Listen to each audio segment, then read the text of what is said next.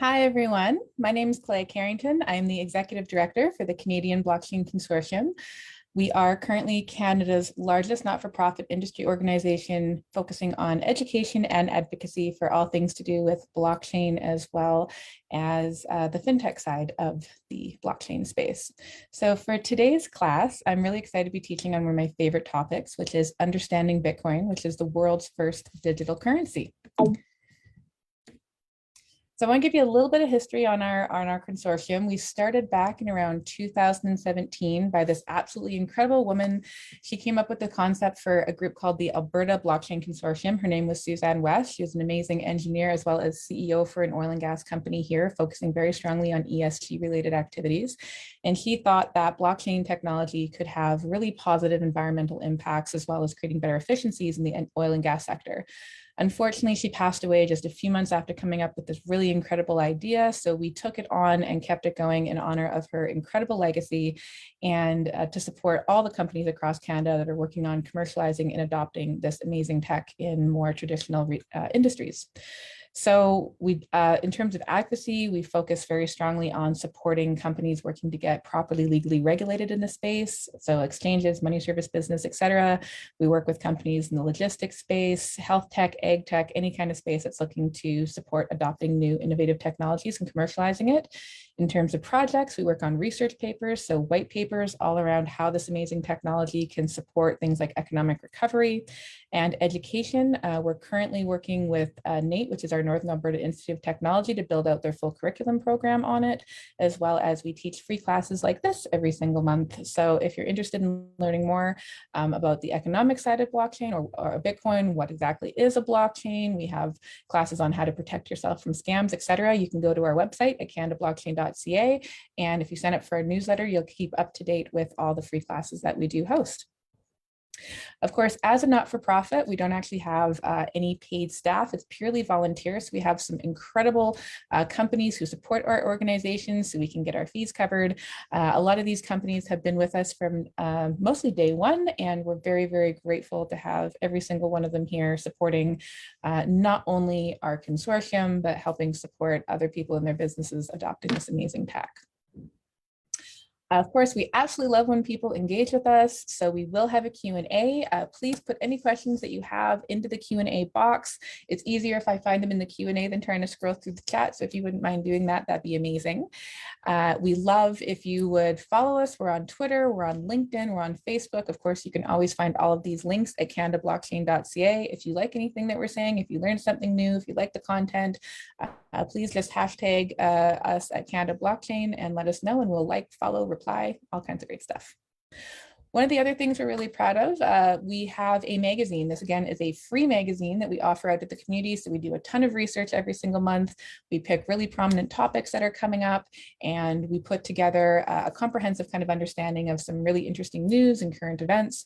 We also have some other, contributors, authors that like to publish their work in our magazine as well. And this magazine also comes with a directory. So if you're looking to engage in any companies in the space that can support you with the R&D side of things, help you with projects in different spaces, get in touch with some fintech, it's a great resource to be able to use that. So if you also are a company in the space and you would like to be added to our directory, all you have to do is email us at info@canadablockchain.ca.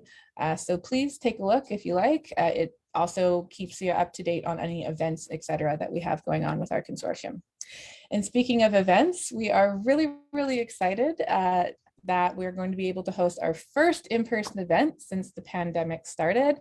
Of course, with everyone's health and safety in mind, it will be a smaller event, so we won't be having thousands of people at it, but it is our Alberta Technology Symposium. So we're going to be having incredible thought leaders from all across the province of Alberta discussing topics like Bitcoin and crypto, emerging fintech, digital transformation, and all kinds of amazing technologies. Of course, blockchain is a great tech, but it is just one small component to a holistic upgrade of looking at how to use more technology within your business. So it works great when you pair it with things like IoT, machine learning. It works great in the health tech space, ag tech space, logistics, etc. So it's a great event. Again, you can find more information out about this event, and you can also search for the event just by itself at the Alberta Technology Symposium. But if you go to our website, canadablockchain.ca, you'll be able to find more info on the event and all the incredible speakers that we have coming in for it. So we'll pop into our learning overview today. So we did a little bit of a talk about us. We're going to go into the Bitcoin basics, some of the essentials of cryptography, the history of money, what proof of work actually is, and if you're interested, how you could get started. All right, so for Bitcoin basics, this is kind of going to go through more of the fundamentals of Bitcoin, how it works from a technological level, and some of the applications that it can get into. So we'll go back through a little bit of the history. So Bitcoin came out through so the Satoshi Nakamoto is actually a pseudonym. A lot of people think it was an individual that came up with the idea for Bitcoin, but Satoshi Nakamoto is a very, very common name in the country of Japan. It's very similar to a name kind of like John Smith in America. They picked that pseudonym specifically because of the fact that it would be so anonymous, right? So you'd have a very difficult time. It's actually more of a group of developers that came together to develop out this technology, and actually came and emerged right around the time where we had the housing crisis. So in about 2008, there was a huge housing bubble that happened in the States from a very unique interest rate issue. A lot of homes were being foreclosed. And when they started looking at it, they started realizing that the reason we were having so many issues was due to the fact that we had what they called unsound money. Our fiat currency that is controlled through our governments, they continue to increase the production of money. And because they do that, the more money you have in circulation without having the value to back that money, the less value that money actually has. So they're actually, they wanted to come up with something that was not able to be inflated by governments, that was not able to be double spent. So they came up with the idea for Bitcoin and launched it, launched a white paper in 2008, and actually launched the very first proof of work mining block called the Genesis Code in 2009. So all the way through by 2010, so just a little after a year it was first created, someone realized that this form of kind of like digital money that was really only looked at that point by cypherpunks or cryptographers could actually have real world value. And the point of launching it completely anonymously and just letting, you know, the people determine whether they consider it having value was actually really, really incredible. So someone finally, they saw this, they read the white paper, they're like, I think this actually could be used for something. So he talked to a company, Papa John's, and said, could I trade the Bitcoin that I have for these two pizzas? And I think it was around 20 bucks at the time. So the guy was like, yeah, that kind of worked. He thought it was interesting. And how they actually based the value of how many Bitcoin it was going to take to buy that pizza was based on how much electricity he had to use to mine that Bitcoin in relation to the value of the pizzas he was buying. I think it was like $23 worth of pizza.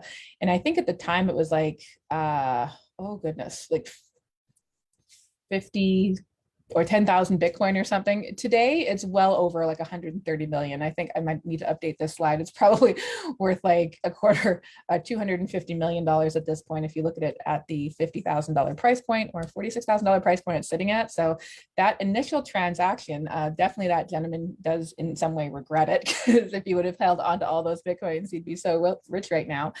But it was very, very critical for Bitcoin to actually be used as what they call a medium of exchange. So it's in the barter and trade system. It's like, I have something of perceived value, you have something of perceived value, and they exchange that perceived value. That led into about 2 years later. So within 3 years at this point, it was growing like much wider adoption. So there were over 1,000 merchants at the time accepting it all over the world. Then to 2012, we had hundreds of thousands of merchants looking at it all over the world. And next thing you know, we started having this, I don't know how long you guys might have been following this space for, but you might have started hearing about the ICO boom, those initial coin offerings, all the scams that people were talking about. It was getting huge in the media, stuff on Silk Road, exchanges going under, or all these different cryptocurrencies like Ethereum and Ripple and all this stuff kind of starting to come out. So the market started to boom because other players started looking at the space going, oh, I think I could do something here. And unfortunately, a lot of people used it as a get rich quick scheme. Bitcoin was following sound money principles and very, very strictly with the Austrian economic principles in terms of how to develop out money.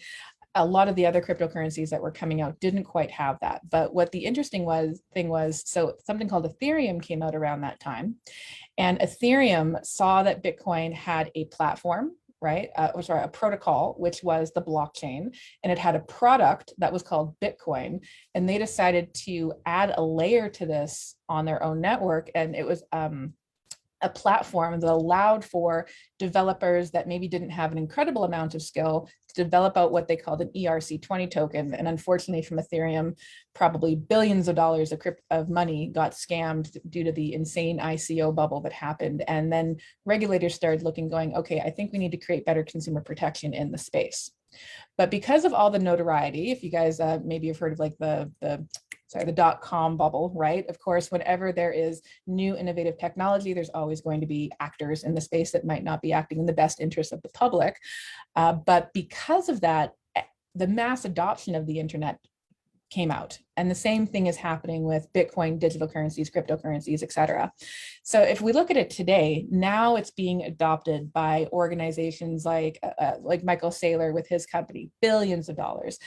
Tesla's bought in billions of dollars. Investment funds are now buying it in. We have Canada launched the world's first EFT, so you could get access and exposure to Bitcoin, but through your traditional banking system. We now have the world's first publicly traded Bitcoin ATM company called Bitcoin Well, allowing for safe and secure purchasing of it. We have one of the top non-custodial exchanges called Bull Bitcoin. So it really launched. Now we're having countries. El Salvador just, I think recently last year announced it's now considering it a full legal tender. Small countries around the world are starting to look at this and see how they could adopt it. So it's fascinating to see how something that was just released completely anonymously with no direct like owner, CEO, just an anonymous group of developers is being supported throughout the entire world through mining computers. We'll get into what mining is later, but through hundreds of thousands of merchants. So it's amazing to see. This to me is like the people's money. The people said, we want money that the government can't manipulate through Bitcoin. And it's absolutely exploded ever since. It's considered one of the best stores of value for your money. So a little bit about what is a blockchain. So people kind of hear these two words go hand in hand.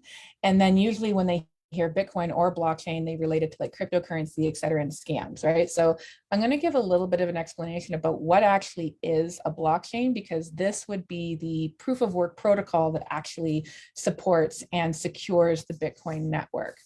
So the simplest definition of it would be an immutable time-stamped series of pieces of data, right? So we call those blocks.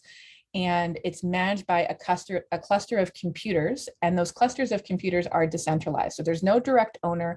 Anyone can be a part of this network. Anyone with a computer with a GPU card in it can go and start supporting securing the network. And each of these blocks are secured and bound to each other using cryptography. So if you're not familiar with the term cryptography, you might be familiar with the term encryption. So you have your cell phones, and people see on their cell phone that, like, you have security to get into your online banking password, et cetera. So cryptography is that encryption piece. It is that security piece. So it forms this unbroken chain, and the networks managing the data are completely public.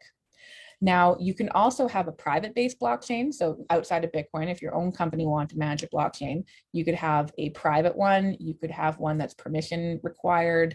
But the big goal about Bitcoins is it's decentralized, which means everyone can access it and see 100% of what's happening very transparently.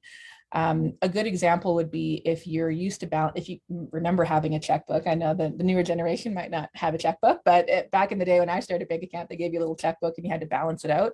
It's just a ledger. It's the blockchain for Bitcoin is just send and receive transactions. So this wallet address sent this many Bitcoins to this wallet address and confirmed, and back and forth. That's all it is. It's not like a very magical thing.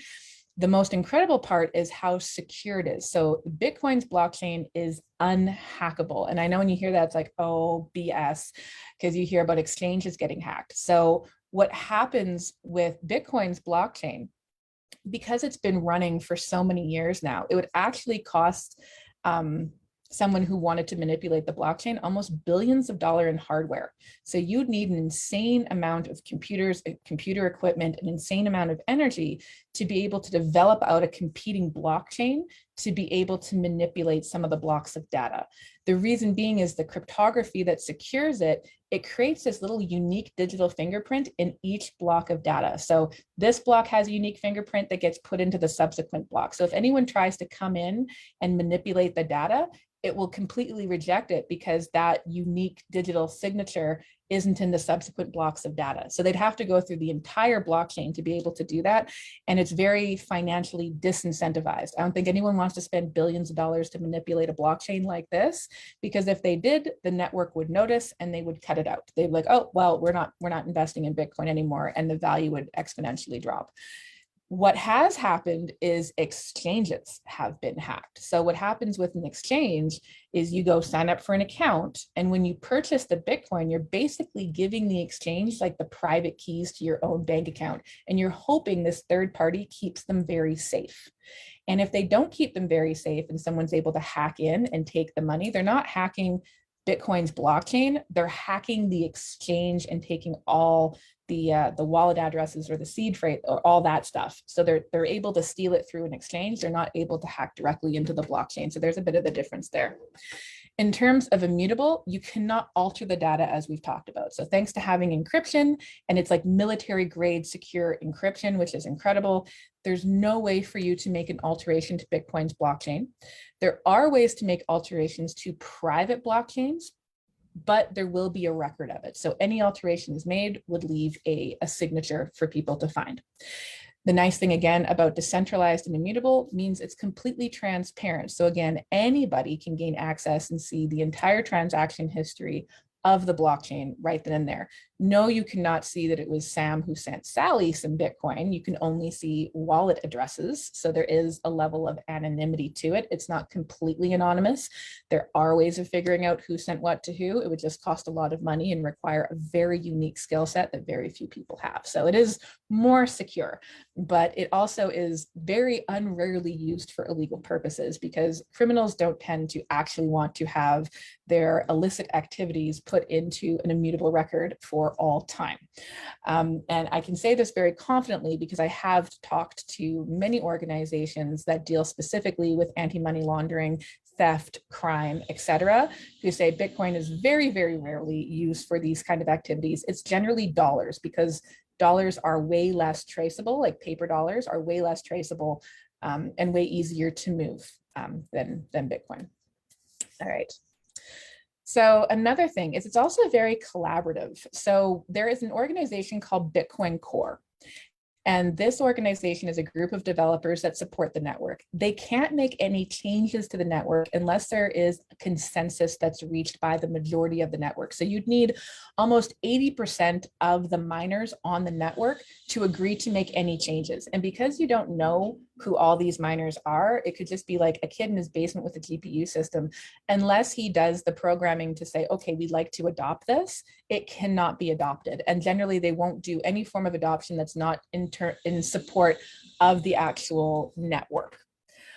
So again, in decentralized, each full node of Bitcoin that's hosted is hosted by either a company or an individual. Companies such as like Bitfury, Hunt 8 Mining is a publicly traded mining company here in Canada. It stores the entire encrypted blockchain on the Bitcoin transactions. It is very misunderstood. It gets a very poor reputation for what it is. It's not a scam. It's based on very sound money principles. It's based on mathematics. They use cryptography and Merkle trees and a lot of other things in there. And it has a lot of cybersecurity principles. Like the purpose of creating this money was to create safety so that individuals would be able to have money that would have long-term value. I do also teach a class on the economics principles and go into Austrian economics and how that is sound money or how that can be developed into sound money. If you guys are interested, again, just sign up on our website. And again, what we talked about was consensus. You'd need the majority of the players all around the world that nobody knows about to all say, yes, I would like to adopt this. And some things have been adopted. It's created faster transaction times. It's been able to create other layers on top of it, like Lightning Network for quicker payments, et cetera. So there have been some really incredible improvements that are made to this technology that do not in any way undermine the economic principles to the technology. So Bitcoin is money. Even if the government of Canada doesn't accept that it is money, it is still money. The point of money is to take the value you create with your time. So you go to work, you're working your 8-hour days, depending on what you're getting paid. Maybe you're walking away with $1,000 a day, maybe you're walking away with $250 a day, but you've now given your time and you're being exchanged for your time and your service in dollars. All right. And you store that money, you store those dollars, right, to be used later for things that you need to purchase: food, shelter, clothing, water. Unfortunately, dollars are really terrible for being able to store the value of your time that you just exchanged for it, because of the fact that they lose their value when they're printed. So if you look in the 1950s, you could have bought a lot. You could have filled a grocery cart for $20. Today, you'd be lucky if you filled that little top bin for $20, and it's inflation. During COVID, 80% of Canada's entire money, so all the money Canada's ever had in existence, 80% of that came thanks to the current government that we have producing it due to COVID. Trillions and trillions of dollars got introduced to the economy. Now I appreciate and understand part of why they want to put this money into the economy, but what happens is you now lose the value of your spending power. So if you want to go buy beef, it's now costing you 12% more. If you want to go buy wood, it could cost you up to 20% more. So it's a supply and demand issue. If you have an unlimited supply of money and you can just keep producing money, but you have a limited supply of goods, the goods are now going to cost more because there's so much more money floating into the ecosystem. So it kind of rolls downhill, unfortunately. It's like there's so much more money, which means the cost of goods go up, cost of transportation goes up, which means everything that you do in your everyday lives is completely impacted. Another thing it impacts is your savings. If you're right now saving like, oh, I want my children for, like I had an RESP for my kids thinking, okay, I want them to go to school. I was told clearly when I started my kids' RESP, it's like, well, today they could probably get a full bachelor's degree for like 25 grand. And this was, you're going back 17 years. And then today they're like, well, it's going to cost them almost 3 times the amount, right? So you lose your savings. Inflation is theft of your time and your money, which is why it's so important to have a money that the government can't just continue to print. Currently, our government in Canada borrows $3 billion a week from the Bank of Canada that produces $3 billion a week. Another really interesting fact on that is the banks used to have to hold a particular reserve. So 10 years ago, the banks had to hold 20% of the money that came in as a reserve. So if you went in and you deposited $1, the bank could loan out $20 to your $1. So the bank makes an incredible amount of money off of what you deposit. Now the banks only have to have maybe 5% of that, because that's the new one that came in. So the $60,000 a month THRB that people got, or a year for businesses, that was like, okay, banks, you no longer have to have this reserve, which opened up a lot more non-existent money into the ecosystem, and like the rapid rates of hyperinflation is scary. Outside of that, so companies like Amazon, Virgin, Subway, Microsoft, I think even KFC at one point, we all started looking into and actually accepting Bitcoin in transactions. ATMs started popping up all over the place. There are hundreds of thousands of Bitcoin ATMs all over the world. There's an insane amount just in the States right now. And I know Bitcoin Well just launched, I think they're like 120th, 130th Bitcoin ATM across Canada, which is really interesting. And even the Alberta Treasury branch has allowed clients to transact using various cryptocurrencies. It's not really easy to get a bank account currently, but they are allowing for this. So at its core, Bitcoin is a smart currency that is designed by very forward-thinking engineers. It eliminates the needs for banks, gets rid of credit card fees, currency exchange fees, money transfer fees, and reduces the need for lawyers and transactions. So this was the chairman of the X Prize Foundation. So to explain a little bit about how it gets rid of things like credit card fees or currency exchange fees, it does that because when you're utilizing Bitcoin, sound money principles are based off of, I guess they would call it time preference, right? So you could either spend $1 today or have $2 tomorrow. So people who are in the Bitcoin ecosystem generally tend to go, I don't want to spend my Bitcoin. I'd rather hold my Bitcoin, because I know based on history, it's only going to continue to go up in value. So if you invested back in 2012 to today, I don't even know what percentage X'd your money. It averages about 200% increase per year. So it's one of those savings plans that just keeps yielding positive returns. I know the market is very volatile. It's the kind of thing that if you did want to invest after doing your research, you would buy and hold. It's not something that you would want to transact with, day trade, etc., unless you have that skill set. I personally definitely don't touch that with a 10-foot pole because I don't know how. But in terms of money transfer fees, so right now, if you went to the bank and you said, okay, I want to send a remittance payment, or I want to send a payment to my mother back in, South America, because I want to help her with her bills, you'd be going through like a Western Union. You'd be paying huge fees for them to send the money. Then you'd be paying exchange fees. And at least like 10% of the money that you'd be sending would end up getting taken by fees. Bitcoin, you can send instantaneously. She can receive it off of her smartphone and exchange it at a local marketplace. And they have local marketplaces all over the world. Most places are pretty capable of being able to do that right now. So they're actually estimating a $250 million loss alone to Western Union, just based on El Salvador now accepting Bitcoin as a reserve, as a currency. Sorry, I was trying to say like reserve. No, it's not reserve currency. But now that El Salvador accepts that, people are now sending their families that money because they don't have to even exchange it. They don't have to break it into their regular currency. They can do anything they want with that Bitcoin right off of their cell phones. So that is incredible. People are getting more money. They're getting it quicker. They're getting it faster, and they're getting it in a secure manner. So let's talk about elements of cryptography. I am a huge nerd, so this is probably one of my favorite parts of Bitcoin. When I started researching and learning all about it, one of the rabbit holes I dug down really strongly was actually what exactly is in cryptography, what exactly is encryption. So basically it's private and secure encryption that has a very lengthy history of defense and security for business purposes. So one of my favorite parts is a little story on the history of it. So the earliest signs of cryptography were actually found in 1900 BC in an Egyptian pharaoh's tomb. So they saw some hieroglyphs on the wall and they're like, these look a little bit different than regular hieroglyphs, and actually found out there was a hidden message. If you would have seen any movies dated back even into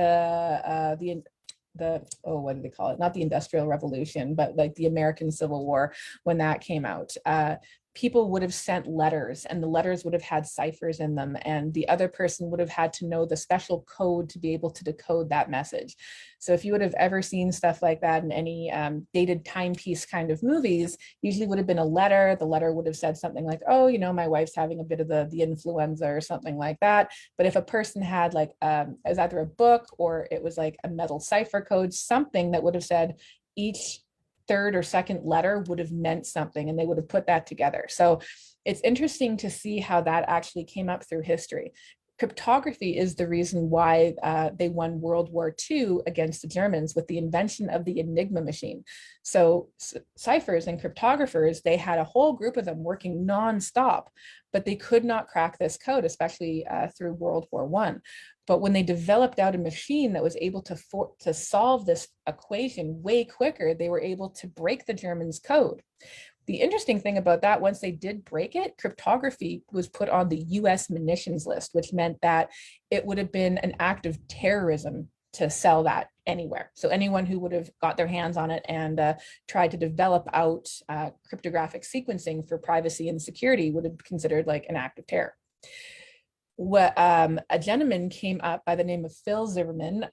He's amazing. He came up with what's called PGP, pretty good programming. And he, one of the amazing things that he did was actually create a bit of a civil rights movement where he fought for over 20 years to try and get the government to take cryptography off the US munitions list, because when the internet started coming about, he realized people are going to need to find a way to create privacy and security online. He was so future thinking about what it was going to be back in its complete infancy. It took they actually developed out at one point a hackathon, a global hackathon came together, and it took them 3 tries to do it over many years, but they were able to hack the NSA within less than 22 hours. And once they hacked the NSA, they had no choice but to realize that to take cryptography off the US munitions list, because basically they had to increase the level of security that they had now that people could actually gain access to like the government's private records. So Bill Clinton actually signed it off of the US munitions list in the year 2000. And what's exciting about after that was in 2008, the programming that was developed out with SHA-256 was the base layer for the technology of Bitcoin. So it's actually like, in terms of security, it has been a movement throughout centuries to get to the point of creating the level of security that Bitcoin has. It is truly military grade. So that's what I really, really like about this one. So back into the Bitcoin one, the intended user is only really able to access the message's meaning if they have that special key that we talked about. And thanks to proof of work, which is SHA-256, the electronic cryptography is it is such a fundamental technology. So when you put in a block of data, the block of data we talked about earlier, what it does is it outputs a very unique digital fingerprint. You cannot recreate that fingerprint. It would you have like a 1 in like a couple billion chance of recreating that fingerprint, even from putting in the same set of data multiple times. So it's always a new piece of data. That piece of data gets put into the next block of Bitcoin. And then that block goes back into SHA-256, outputs a unique digital fingerprint, and then it goes into the next block, right? So that's what I'm saying, like how it's tied together. It has a very unique digital fingerprint in every single block of data that's mined. So if anyone tries to come in and manipulate a block of data, it's not going to make sense to the entire system. It won't accept it because it doesn't have that unique digital fingerprint that was already confirmed in the prior block of data. I do hope I'm not getting too technical here, but if you guys do have any extra questions after this, we will have a Q&A period. So we did talk already a little bit about the history of it in Egypt. It was also about 1000 BC. Julius Caesar was known to have passed along secret messages using it to some of his generals. Of course, it's the reason we won World War II. And the government, after World War II, created the DES, so the Data Encryption Standard, which is only a 40-bit code. So by today's standard, that's like having a super weak password. Like, I don't know if you've ever made passwords, and they're like weak, medium, strong, that would have been considered like a super weak passcode today. And luckily, well, sorry, not luckily, but what DES had was a backdoor. So anyone who was using this encryption technology from the government had a backdoor access to go see anything that was happening in a company's system. So very naughty US government. Now they don't have that access thanks to some significant improvements in cryptography. So this is that amazing gentleman, pretty good privacy, not pretty good programming. So when Phil Zimmermann came up with this, so he was very much so under fire. So what he was trying to do with the government, they were harassing him for it. What was really interesting is you could write a book on programming and strong levels of encryption code and sell that book, but the second you put it onto an electronic disk, it was considered like a war crime, which was really, really interesting. But it did take like decades to be able, so from the 40s and 50s, it took like 50 years almost to be able to get it so the public had access to the technology that would keep them very safe. So with e-currency based on cryptographic proof, without the need to trust a third-party middleman, and third party is without having to trust banks, without having to trust Western Union, without having to trust PayPal, money can be secured and transactions effortless. So this was from the development group, Satoshi Nakamoto. That was the purpose of it. Take away the middleman, create security. But the thing is, because there's no way to alter the amount of coins, so the second that initial block was mined, they called it the Genesis block, only 21 million Bitcoin can ever be in existence. You can never create more. And through the mining process of proof of work, what he also did very smartly was only allow for so many coins to come out every time a Bitcoin transaction is mined. So based on that, the last Bitcoin couldn't be mined the year 2140. So you have like 140 years of basically being able to mine these Bitcoins very, very slowly. And that part is really good because it stops the ability to have inflation, because inflation basically means we're creating more of something out of thin air and you can't recreate more Bitcoins. So a little bit on the history of money. So Money started being seen by historians around 6000 BC. People use the barter and trade system. So it's like, okay, I have a cow and you have 2 chickens, right? And you want to exchange because someone wants like the eggs from the chickens or someone wants the milk from the cow. The issue with trying to exchange goods in that sense is if you have a cow and you want the chicken, you have to find someone with chickens that actually wants part of your cow. And you can't really, like, 2 chickens isn't really the equivalent value for an entire cow, right? It's maybe some value for some of the milk of the cow. So there wasn't really like a proper medium of exchange where both parties could agree to a price. So the barter and good was okay for back then. You would trade salt, tobacco, cattle, seeds were all very popular trading items. But then move forward to about 5000 BC, so about 1,000 years later, they started coming out with metal objects, trying to find some sort of an exchange. But even with metal objects, if it wasn't universally used, so if one tribe used a different type of metal than another, you could trade within your small ecosystem, but you had a hard time trading outside your ecosystem. But by 700 BC, the Lydians became the first in the Western world to make coins, right? So like proper coins, and generally made out of gold. They were soon minting their own series of coins with specific labels. So when the gold standard came out, it was used for about 5,000 years. The nice thing was it was universally accepted. So you could be in South America and go to Europe, and gold was going to be accepted there. It's part of how we got the names for our money. So the British pound, right? Or this dollar, or the ruble. All of them were backed by a ratio of weight to gold, the weight of gold to their money. Then all of a sudden we started seeing paper money. So this particular set, so in the 1900s, governments started realizing, especially after World War I and II, that they needed way more money than they had in their reserves. Right. So we actually didn't have taxation the way we have it today prior to World War I and II. They started taxing people and they started inflating their currency because war is a very expensive time. They had to buy, food for the soldiers, ammunition for the soldiers, being able to pay to transport the soldiers wherever they were going. So paper money got introduced, which was unfortunate, but they called it fiat currency. Basically, it's like government currency backed. And at one point it was backed by gold. So they had this much gold in their bank. They had this much paper money that they could spend. During the war, they took it off the gold standards. They said, okay, we're not backing our money by gold, because you used to be able to go into the bank and exchange your paper money for gold. It was backed by that.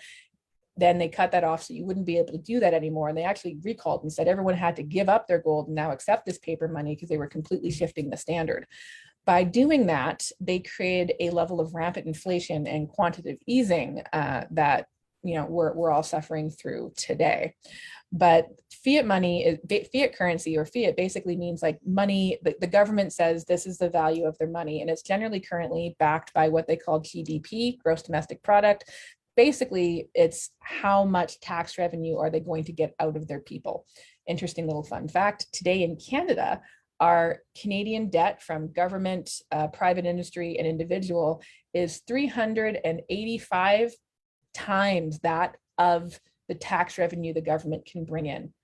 So that's almost 400 times the amount of debt our country has to the amount of revenue it can bring in. That is dangerous. And that is the problem with government issued fiat currency and inflation. We've seen it happen in countries like Venezuela, where their money became so worthless and the people starved from it. We saw it in instability in France, instability in Greece. Whenever they start printing their money too much, there starts becoming economic instability, because what you get paid doesn't exactly increase. The cost of living goes up, but the pay to live does not go up, unfortunately. So there's a real disconnect there. And so digital money started coming into play. So after the invention of like the checkbook, which came out, I think around the 1950s or more, then they started coming out with the credit card. From the credit card, it was a debit card. So your money is pretty much digital. Only 5% of money is actually paper printed. I think a few years ago I was looking, there's $184 trillion in circulation. Yeah, this would be 5 years ago in America, and only 18.4 trillion was actually printed. So if everyone went out and tried to get their money back from the bank, no one would get it. So I don't know, people kind of go, oh, what happens if the internet breaks down? We won't have Bitcoin anymore. It's just like, well, if if the internet breaks down, you won't have any money anymore because all your money is pretty much digital, and the banks, it's all just ones and zeros, and the bank determines how much money it gets to have. So it's kind of like same. At least with Bitcoin, they don't inflate it. But today, yeah, about 90% of the money is purely digital, and I think Switzerland is now 100% digital in their money. So the gold standard, of course, this so 5,000 years this lasted. If anyone loves history, the Renaissance was one of the periods of time where the gold standard was definitely in place. You would have had families like the Medici family, the banking families of Florence. The interesting thing about the banking families of Florence is they were the ones who came up with the concept of quantitative easing. So what that means is people didn't want to just hold their gold, because back in the day, it wasn't really as safe. If you were like, transporting yourself on the highway with your buggy and your carriage and your horse, someone could have come and robbed you and taken your gold, and you would have had like no way of getting it back.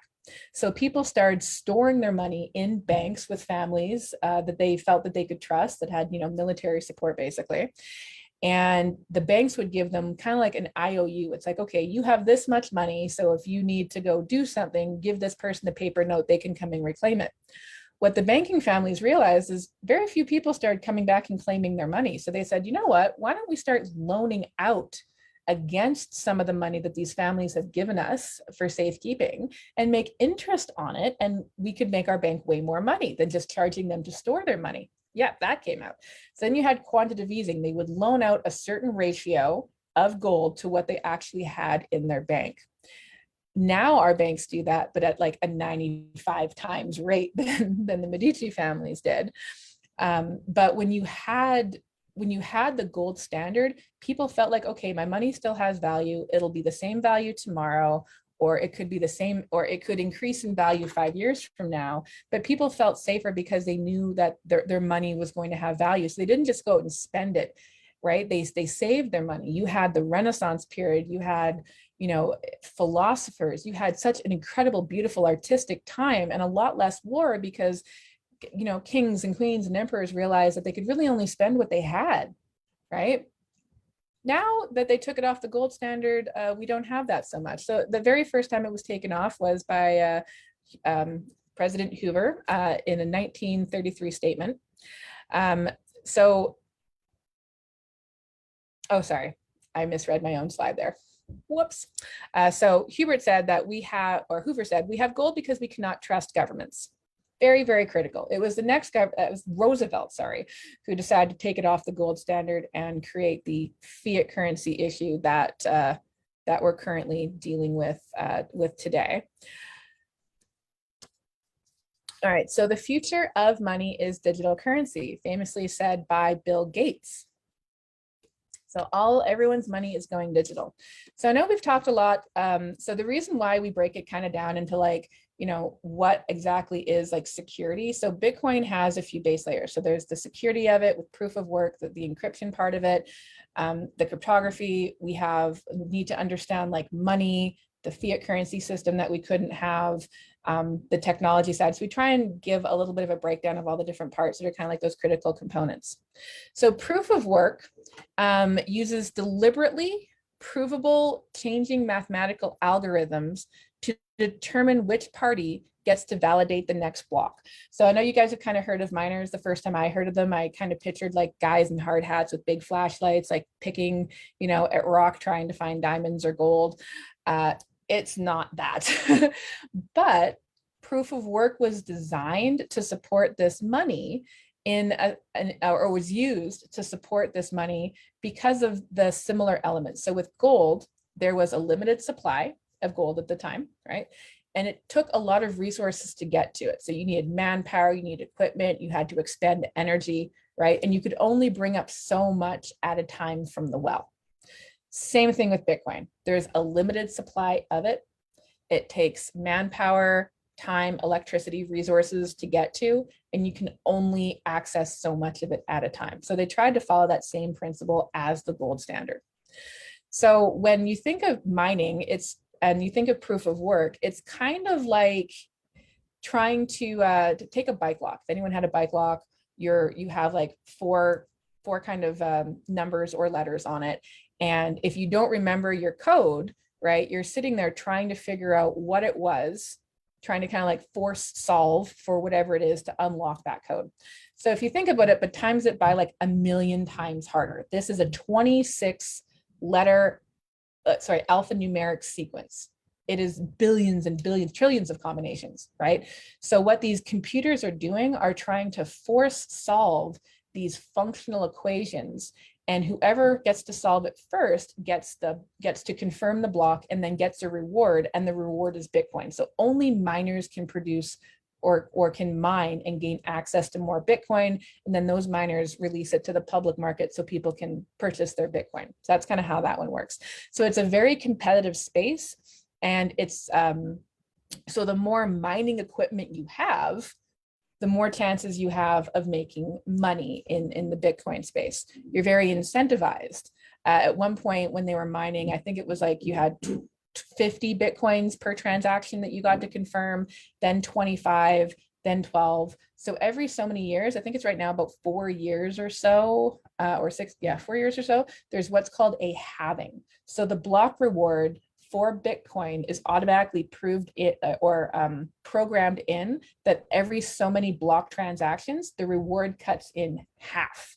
And what's really interesting about that is every time the reward cuts in half, we actually see an exponential boom in Bitcoin's pricing. So last time there was a halving, I think Bitcoin sat around $12,000 and then made it all the way up to like 80,000 Canadian within like 8 months of that. And historically, that's happened every single time, every time there's a halving, because it's a supply and demand ratio. The demand increases based on people being aware of this money, and the supply decreases. So people are now going to pay more to get access to something that has a limited supply of, right? So it's actual true scarcity. It's the only form of known scarce money in existence, because even gold at this point doesn't have known scarcity, right? Alchemists have been trying, like the way alchemists started was trying to turn lead into gold. Now they actually figured out how to recreate gold. So it doesn't have the same value that it used to. And if you would have invested in 2009, I think like even $1 into gold, you'd be sitting at about like, I think $1.07 or $1.09. And if you invested that exact same amount into Bitcoin, you'd be sitting as like a billionaire. So it's like huge difference. So it's also proportionate. Mining takes up a large amount of effort, and the amount of Bitcoin received is in proportion to successfully being able to mine that Bitcoin. So the more equipment you have, the more successful you are going to be, right? So if you can afford a lot of equipment, congratulations. If you can only afford, a single GPU card, I have one for my kid. When he's not using his computer basically like makes him a little bit of money. It's really adorable, actually. All right. So miners validating blocks of transactions with the proof of work model, it hosts Bitcoin nodes. We kind of talked about like those nodes that are decentralized.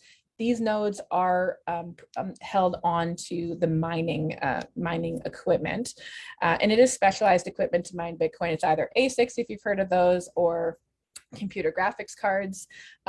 Very few people will use a computer graphics card to mine Bitcoin on a competitive scale. It's definitely not competitive. You're better off using ASIC equipment because they use like microchips. So it's way more fast and efficient.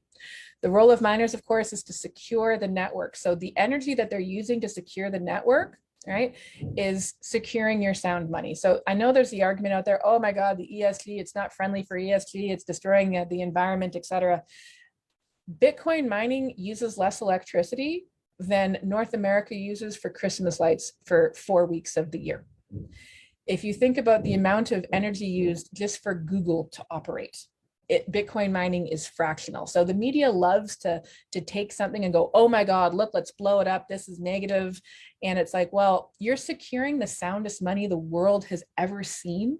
And you're using a fraction of the energy that every traditional industry is using. Banking uses an insane, enormous amount of energy, definitely making environmental impact. Christmas lights make a bigger impact. Right? Google, the internet makes a way bigger impact, but securing sound money, to me, it's like it's fractional in comparison, and it's worth it to have money that you can send to your children, knowing that they're going to have, something that still has value in the future. So of course, their role is to secure the network. The energy that they use is to secure the network. And also miners find the most environmentally friendly way to do it. They're either using hydroelectric, the majority of them are on hydroelectric, or they're using natural gas, which has a very low environmental footprint. They're not doing this off of coal, right? They're not doing this, you know, off of like all these massive lithium powered batteries, et cetera, right? They're finding environmentally friendly ways to do it because they need to find the most cost effective way to do it because it is expensive to have these. So as Bitcoin mining becomes way more mainstream, we're starting to see stocks like this traded on North American stock exchanges, right? So now you have Hut 8 mining, and I believe to date they've still never spent a single Bitcoin that they've mined. So they're publicly traded. Everything they mine, they store, and they store with an incredibly secure wallet.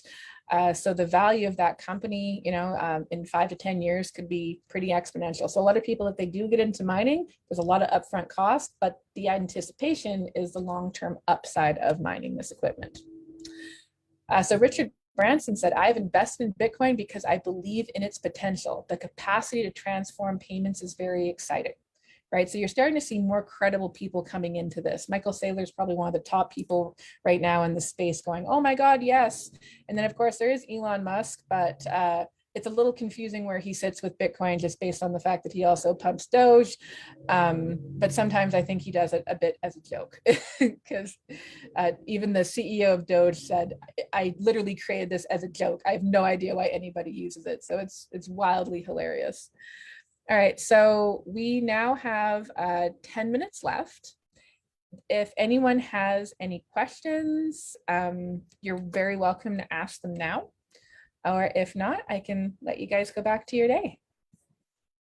Give you guys like a minute or two if you guys want to ask anything. How can we get these slides? If you would like access to these slides, just email us at info@canadablockchain.ca and we can send you the little PDF that we make.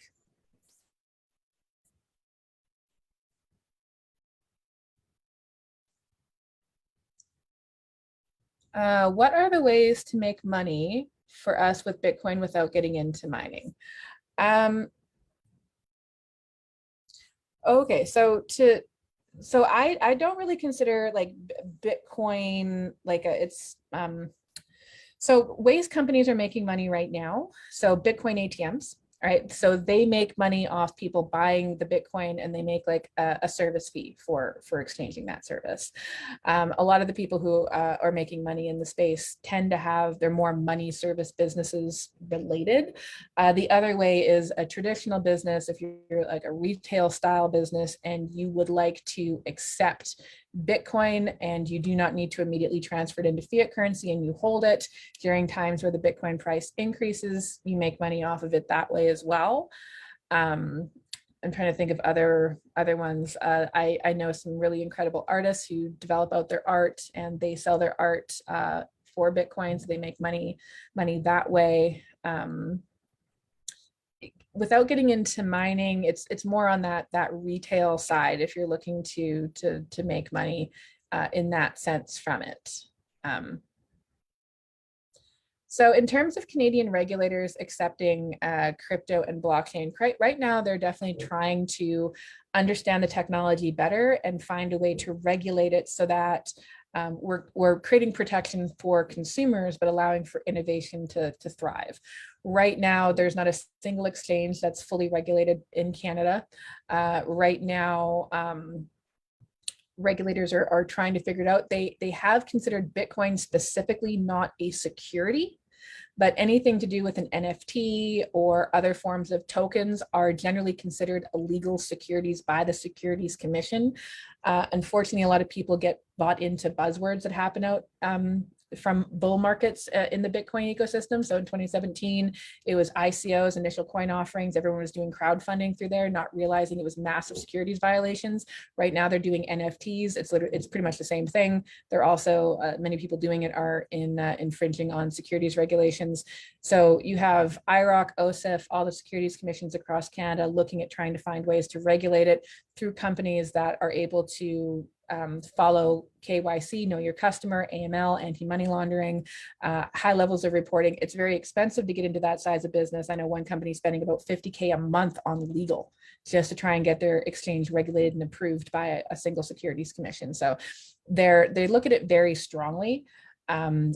Just because people get into, like people who got into this like 5 years ago, came up with ICOs, are now starting to feel the heat from the regulators today. So it does take some a bit of time to catch up, but they eventually do catch up to you.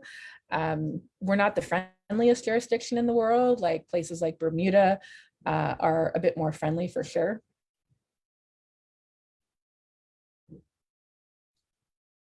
CBDCs, would you mind, there's so many acronyms out there. I'm sorry, would you mind spelling that one out for me?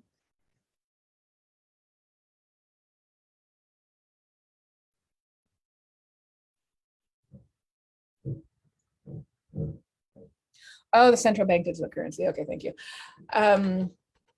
So in terms of the central bank digital currency, right now their money is digital, so it is a little amusing that they're trying to come out with like a specifically digital currency, but it would basically allow for them to no longer have to spend money to print money.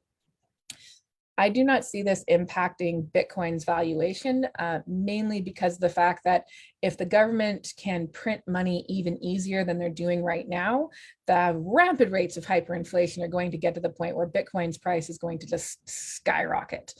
It's actually, to me, a very poor idea for the central bank to try and come out with its own digital currency, mainly because like just experience places in China. Right now in China, if you do not follow the social credit score system, they restrict your money. They can block your accounts. They do it in places like Nigeria with protesters that disagree with anything the government's doing. They block their bank accounts. The digital currency will give the government unlimited power to be able to control its populace through money. It does sort of already, but it would make it worse because you could still transact in cash today, but you wouldn't be able to transact in cash with a purely digital currency. I think that based on global sentiment, and maybe from a small fringe minority, but based on global sentiment, I think more people will start putting their value or their money, their time into Bitcoin, and you're just going to see an increase in value in it. If I buy Bitcoin, the Canada Revenue Agency doesn't know because it's not regulated and won't tax me unless I say 10 years if I sell them for Canadian dollars. Okay, so that is correct, technically speaking, right now. So here's how regulators are working. If you have an anonymous wallet and you are able to buy, say, Bitcoin through cash, you put it into your wallet, they'll never know you have it. If you cash it out to fiat currency using a regulated money services business, they will know you have it and you claim your taxes on it. All right. So Bitcoin right now, even if it went and you bought it at $1, it's worth $1 million. If you keep it in Bitcoin, they can't really tax it. They can only tax it once you convert into fiat currency. Very true. But it's becoming regulated. So what they're doing is regulating the on-off ramp. So right now they can't go after every single token in existence right now. They don't have the funding or the resources to do so.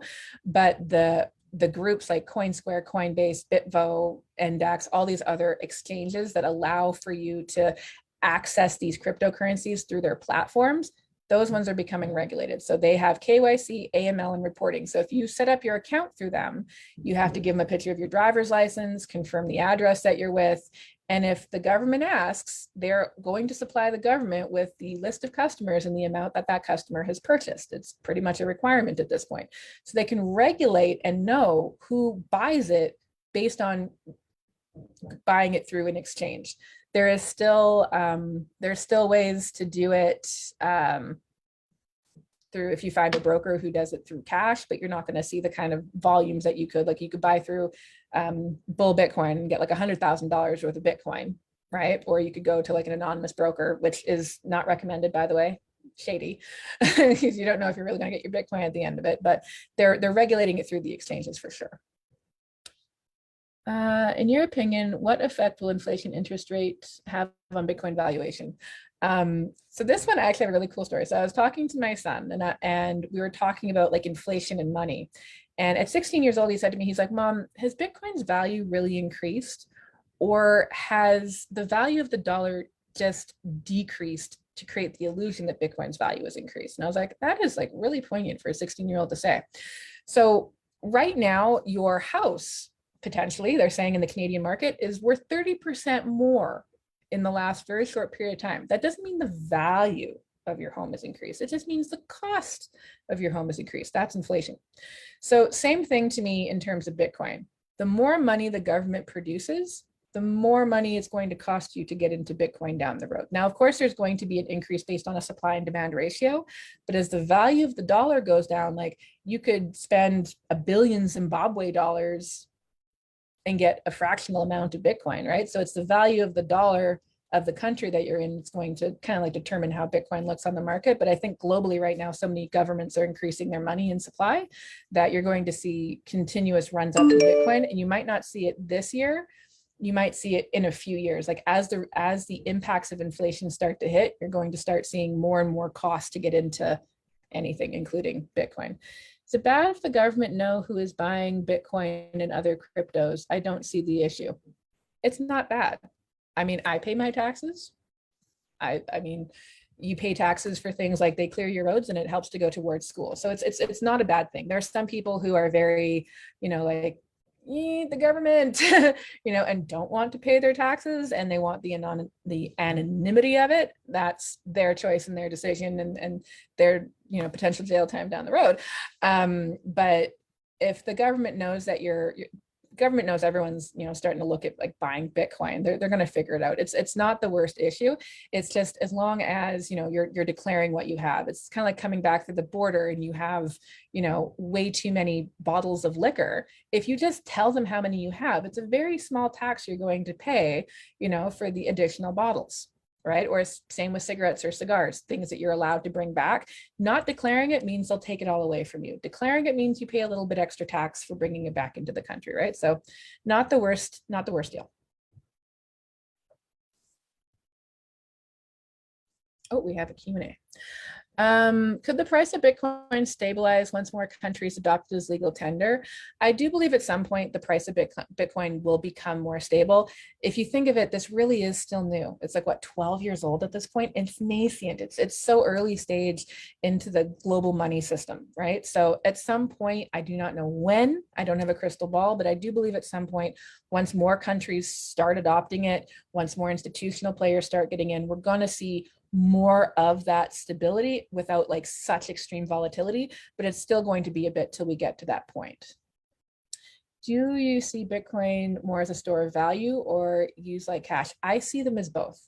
It's a medium of exchange. It's a store of value, right? So I'm able to transact with it and I'm able to store it. So when I put my time into work, I want the time that I'm giving, because it's the only resource I can't get back, right? Like I can't get back yesterday. I can't get back the day before that. I can't get back the hour I've put into this class. I do things that I love and I get, paid for it, right? That's important. You're giving your time and your value and you're receiving back something that you consider hopefully of equal time and value. I want to make sure that the time that I'm storing to be able to give my kids a good future or to be able to give myself a good retirement is actually still going to be there.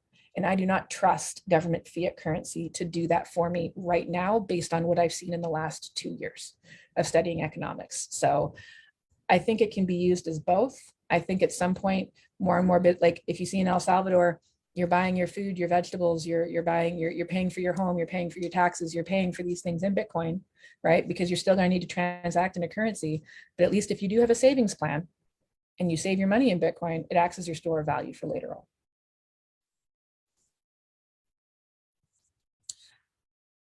Thoughts on crypto like Bitcoin Cash. All right, I'm going to apologize for the word that's about to come out of my mouth. There is Bitcoin and there are shit coins, and they are not the same.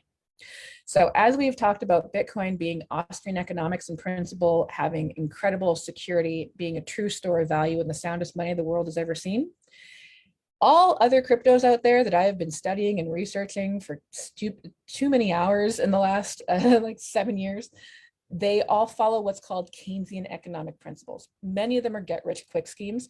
And they say things like, oh, we have faster transaction speeds, we can do more confirmations per second, we can blah, blah, blah, blah. None of that matters because they don't follow sound money principles. It is not money. It's like it's the equivalency of trusting the government with your fiat currency to not inflate it. They have a single owner that at any point could introduce more of the coins or tokens into the ecosystem, which devalues your investment into that. So I like Bitcoin because from an economics perspective, I want something that's not inflatable. I do not touch a single other cryptocurrency. I do not touch NFTs, ICOs, IMOs, or any other buzzword that's happening in the space because of the fact that it is owned and controlled by particular individuals. And if they're greedy individuals, that means your investment to whatever it is that they're doing is at risk. And most of them, if not 99.9% of them, are not registered through the government. They're not regulated. So if you go purchase on a stock market, they have to audit their financials. They have to make sure they're reporting. They have to make sure that whatever claims they're making for potential revenue that you're going to make from that company is very, very clear and outlined. There is huge rules for it. You go invest in the cryptocurrency market, do your own research, invest at your own risk, but they're not currently doing the work to make sure that consumers are protected in the space. And it is a complete risk.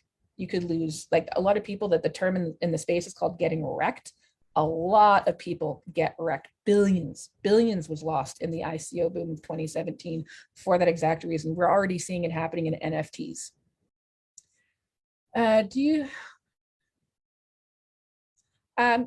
Yes, I am definitely a Bitcoin maximalist. And I started off, like many people, exploring the space. When I first started being a miner, I was mining everything. I was into Ethereum, I was into Ripple, I was into everything. The more I studied economics, the more I started understanding the space, the more I realized just how unsecure everything else was. So I was definitely an early stage. I was into everything. Then I became, I guess, part of what they call a pre-maximalist. I only became, I guess, I don't consider myself a toxic maximalist, but I only considered myself a maximalist after I started really, truly researching and understanding economics.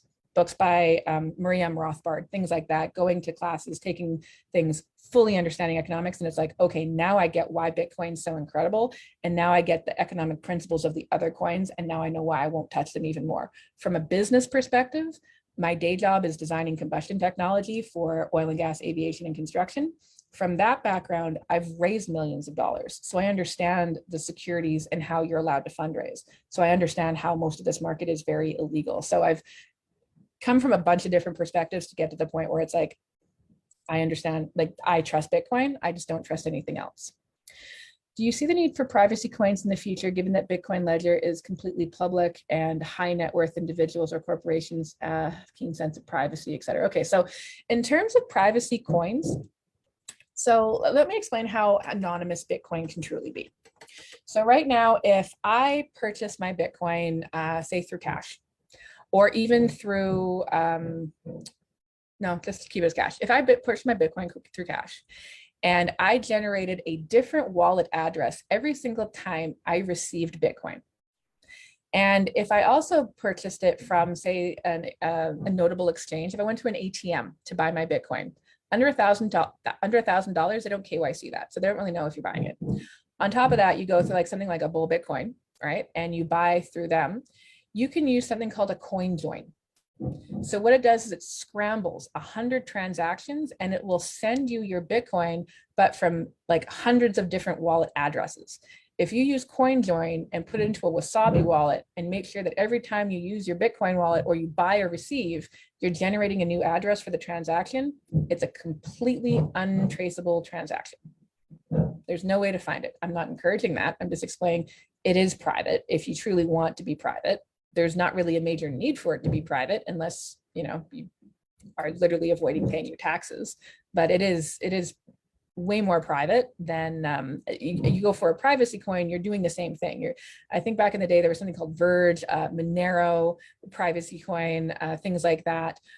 They claim privacy, right? Which is fine, but there are ways the Bitcoin network can be private as well. I don't really know what the need for it is, just because like from a government perspective, they don't have the resources to be able to track every single transaction. I think it took them like 4 years to take down the kid that was doing Silk Road to try and figure out the IP address that he was using to host the website.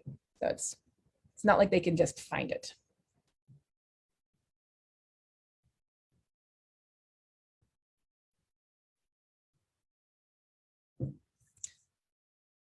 All right, I think we don't have any more questions. Thank you guys so much for being here today. Again, I really hope that you do join up for our newsletter or sign up for more of our classes. I think next month we'll be going through more of the economics principles for Bitcoin. And then the month after that, we're going to be talking about scams and how to keep yourself safe from them. So thank you so much for joining. I really appreciate all your guys' time. I hope you have a wonderful day.